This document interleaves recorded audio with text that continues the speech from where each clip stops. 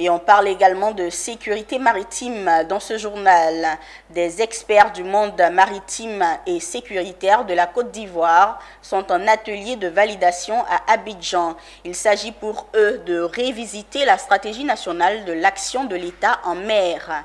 Une stratégie mise en place depuis 2014 qui doit maintenant obéir aux nouvelles exigences nationales et internationales. Reportage de Philippe Zabo et de Marius Seri. Le projet Appui à la sécurité maritime intégrée de l'Afrique de l'Ouest, SWAMS en anglais, est un projet important à double titre.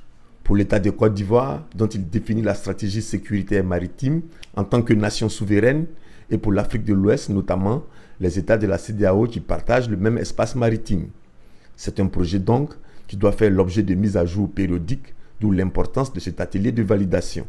Je veux dire qu'il y a une nécessité d'adaptation, surtout que l'ancienne stratégie date de 2014 et qu'elle a déjà 8 années d'existence, de mise en œuvre. On aurait pu penser qu'il faille attendre la 10e année, mais nous profitons surtout de l'évolution du contexte à la fois national et international.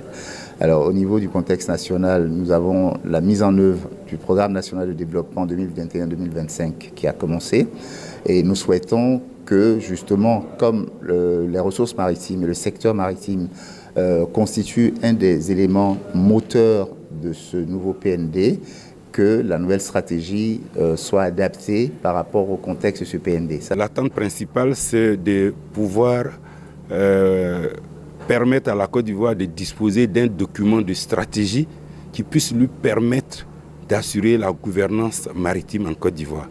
Et nous tenons vraiment à cela parce que nous voudrions que ce projet que nous sommes en train de faire avec la Côte d'Ivoire tienne d'exemple au niveau de la sous-région. Le projet SWAMS vise de façon spécifique l'amélioration de la gouvernance et du cadre juridique, des capacités opérationnelles des unités de contrôle et de surveillance et des réponses aux menaces dans le domaine maritime. Il est financé par l'Union européenne.